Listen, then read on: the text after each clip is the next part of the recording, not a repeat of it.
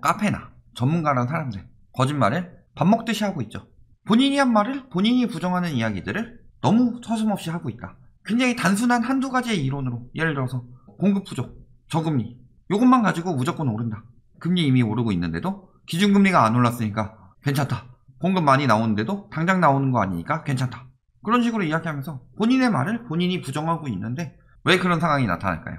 자신의 말을 자신이 부정하고 핑계와 변명이 이어지는 순간에는 그것은 보통 거짓말을 할 때이고, 그 거짓말이 나오는 것은 겁이 났을 때죠. 부동산 전문가라는 사람들, 그 다음에 뭐 부동산 카페에서 이야기하는 사람들, 뭐가 겁이 나고 있는 거예요? 집값이 떨어질까봐 겁이 나고 있는데 그 부분에 대해서 서로 위로한답시고 맨날 여기 와서 뭐 무주택자 힐링 채널 하는데 이야기하지만 지들이 서로 힐링하고 있는 거죠. 팔리진 않는데 위험하니까. 그래서 얼마나 그런 거짓들을 이야기하고 있는지 논리적으로 반박해 보라고 그랬더니 뭐 여기 오면은 필요한 것만 듣고 뭐 하는데, 아니 제대로 반박해봐요. 안 되면 카페에 남기든가 내가 찾아가서 볼 테니까 니들 카페에 남겨봐요. 도전합니다 하고. 자, 내용 봅시다. 이사대책 얘기 나오고 있죠. 교보증권에서 하락 시작될 것이다. 그리고 3월부터 하락 변곡점 올 수 있다. 3월에 뭐가 있어서요? 원래는 가장 큰 것은 대출 상환유예 종료. 근데 그것은 이제 더 연장을 고려하고 있는 상황이니까 지금 3월에 가장 위험한 건 뭐예요? 개인별 DSR, 신용대출, 원리금 상환, 이렇게 유동성 긴축하는 것이 가장 큰 변곡점이죠. 3월에 영향을 주는 것 중에 하나가 6월 종부세 인상이죠. 17년치 데이터로 4년 뒤 집값한다. 단기 하락할 수 있다. 이야기 많이 하고 계시죠? 이런 이야기들이 나오고 있다. 세계적인 유동성 공급으로 부동산 값이 폭등한 나라는 한국 말고도 많다. 다른 나라 떨어지기 시작할 때도 한국은 계속 올랐으니까 정부 규제 때문에 오른 이유도 있다고 보고, 규제 대신에 공급을 늘렸으면 상승하지 않았을 것이다. 다른 나라 부동산 가격이 떨어지기 시작할 때 한국이 왜 계속 올랐어요? 갭투기 때문이죠. 공급 불안이 심각한 상황이다 하면서 공급 대책만이 집값을 떨어뜨릴 것이다. 이런 식으로 권 교수형, 심 교수형 이렇게 이야기하는데 이제는 또 단기 공급책이래요. 근데 이 인간들 뭐라고 그랬어요? 재건축 완화해라. 집값 잡으려면 재건축 완화해야 된다. 이런 이야기들을 했었죠. 근데 왜 갑자기 단기 공급책 얘기가 나와요? 재건축이야말로 장기 공급책인데 재건축 완화 얘기 못하죠 이제. 그러니까 단기 공급책 이야기하면서 양도세를 낮춰라. 뭘 하든 말 돌려가지고 완화책으로 돌리려고 하는 거죠.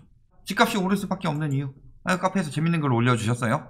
상한제 하면서 민간에서 아파트 공급하지 않기 시작합니다. 봤을 때 성향 나오죠. 고인 비하 들어갔죠. 그 뒤에 뭐 요거 말고도 뭐 길게 써놨는데 들을 가치도 없고 무조건적으로 안 떨어진다, 뭐 얼마 떨어졌다 얼마 오르는 시장이다, 이런 거는 논리적으로 증명해 줄 것도 없고 그냥 지 생각 이야기 한 거니까 그런 거 말고 이런 이야기 하는 거 확실하게 이렇게 될 것이다 라고 나름 논리적으로 이야기하는 것 정도만 봅시다.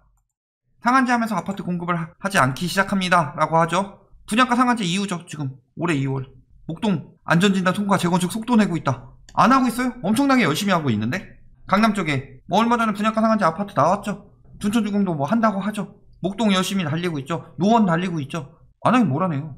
못해서 한 달이 났지. 자, 그 다음에 재개발 재건축 막아가서 공급이 줄기 시작했습니다. 재건축 풀면 규제 잡힌다. 여기서 뭐라고 그랬어요? 15년 동안 서울 재건축으로 늘어난 주택 고작 2만호. 재개발 재건축 한 4년 했으니까 한 8천호 줄었네요. 엄청나게 많이 줄었죠. 재건축 재개발이 문제가 아니라고 여러 번 이야기했어요. 양도세 대차게 올렸죠 하면서 매매 안 한다. 증여 시전한다. 자, 증여세 오른 거 말도 안 하죠. 증여도 얼마나 가능해요? 예를 들어서 저에 대한 루머가 있었죠. 다 명의 돌리고 한 다주택자이다. 있을 것이라고 믿지만 내 눈엔 보이지 않는 그런 천사 같은 아내와 자녀들에게 다 돌릴 것이다. 한 4채 정도까지는 그렇다고 칩시다. 많이 낳아도 둘 정도 낳으니까 셋넷 낳으시는 분들도 있지만 많지 않죠. 그렇다면은 한 10채 가지고 있으면 어때요? 지져보면 엄청나게 많은데 다주택자들 증여하면 증여세도 많이 내야 되고 이거 다 떠넘길 수 있어요? 증여도 할 수 있는 만큼 하는 거죠. 보통 없어본 사람이 증여를 우습게 알아. 저번에 부담부 증여에도 증여세는 물론이고 양도세보다도 많이 나올 수 있다. 자, 임대차 3법으로 크리 싸주죠. 전세가 폭등 말할 가치도 없죠. 언제부터 떴어요? 6월부터 떴죠.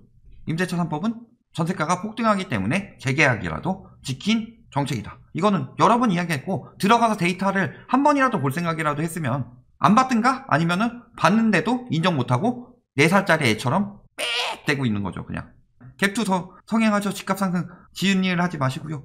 취득세가 이만큼이죠. 8%씩 내고 갭투 들어가는 게 쉽진 않죠. 공시가격 1억 이하에 대해서는 추가 정책이 필요하겠지만 보통 서울 기준으로 하는데 서울에 1억 이하가 있을 리는 없고 아파트가 없다고 봐야죠. 솔직히.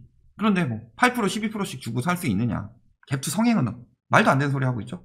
자, 8.4 공급대책 21년부터 28년까지 26만 2천호. 그 다음에 3기 신도시 자체 말고 짜투리 부지나 뭐 이런 거 이야기하면서 그 정책에서 서울에 연 7.2만호 정도 공급된다 라고 이야기 나왔고, 수도권에 연 26.3만호 공급된다. 다 공급 정책에 나와 있죠. 11, 19 해서 21년, 22년에 11만 4천호 전세형 주택. 이건 아파트는 아니지만 이것도 뭐 25년 이후가 될 것이지만 25년까지 공급대책 나와 있죠. 이런 것들.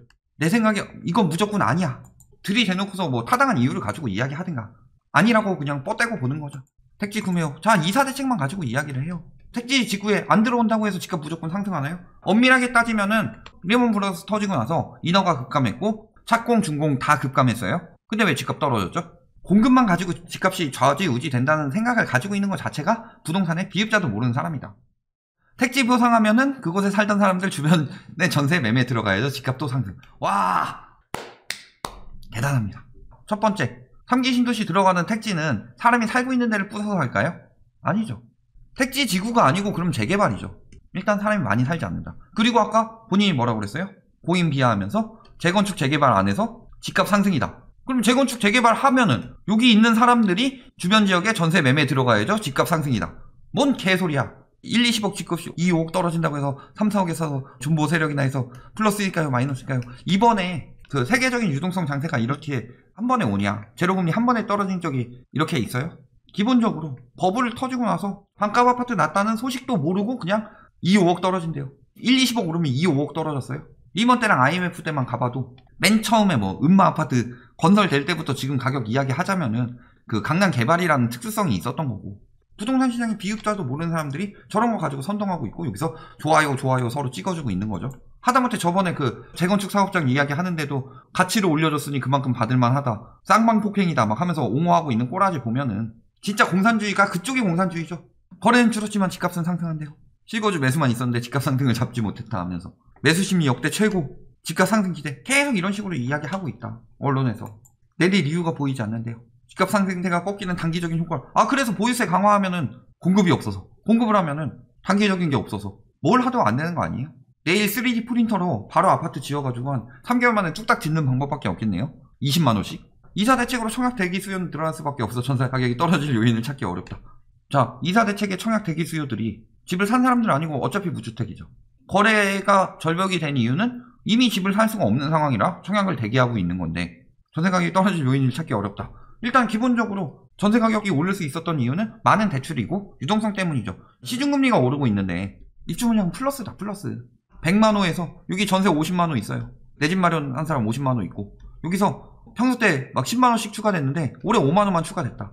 그래서 이 중에서 또 거주 요건 많아가지고 3만호가 내 집이고 2만호만 전세가 나온다. 그래도 50만호에서 52만호 되는 거잖아요. 왜 전문가들이 말도 안 되는 소리들 자꾸 짓거리냐. 거기다 여기 3만 들어가는 사람들 뭐예요? 보통 여기 전세 50만원 사는 사람들이 빠져가지고 수요 줄어드는 거죠. 청약 대기 수요라며요. 이들이. 양극화 심해지고 부동산 가격 상승, 왜? 저금리 내려놓고서 다주택자들이 차익 실현하면서 빠지는 동안 영끌들을 유도해서 집값을 띄운 거죠. 이런 시장 항상 위험해요. 경제가 위기인데 양극화가 심해지고 버블이 생겨있던 자산 가치가 더 버블이 생긴다. 이거 굉장히 위험한 시장인데 이것을 영원할 것처럼 이야기하는 게 더 위험한 사상이죠. 과연 가계대출 급증세 언제까지? 자, 이미 GDP 대비 101% 넘었죠. 여기다가 전세 더하게 되면은 전세도 빚이잖아요. 130, 40%는 나올 거다. 더 급증할 수 있을까요? 이미 은행권에서 제한 들어갔는데 자산가치 엄청나게 과열되고 있다. 자, 과거에도 이런 시기가 있었죠. 언제? 아주 과거 뭐 IMF 때까지는 갈 거 없더라도 2008년 리먼 되기 전까지. 엄밀하게 따지면 2002년쯤으로 보면 되겠죠.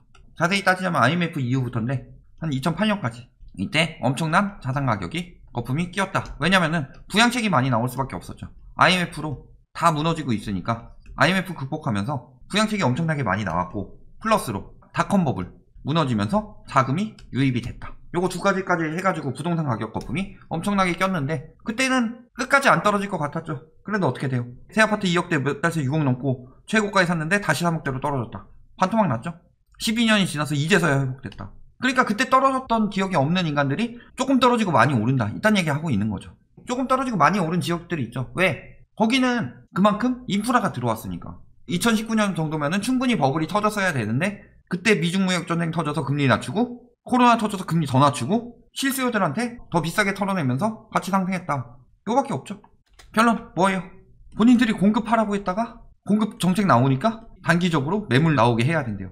근데 그 전에 단기 매물 나오게 하기 위해서 보이스 강화가 들어갔다. 단기적으로 매물 나오게 하기 위해서 2020년 초에 뭐 했죠? 양도세 중과 한시적 완화했죠.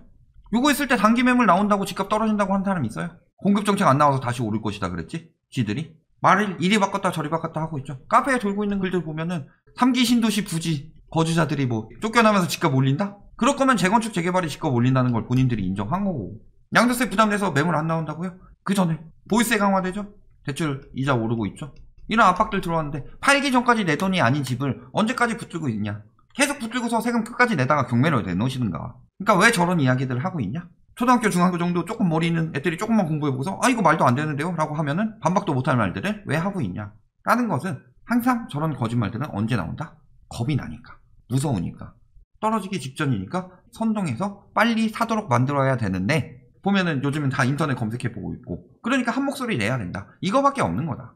지금 저들이 말도 안 되는 걸로 더 지저대는 이유는 뭐다? 집값이 떨어질까봐 무섭기 때문이다. 여기까지 말씀드리겠습니다.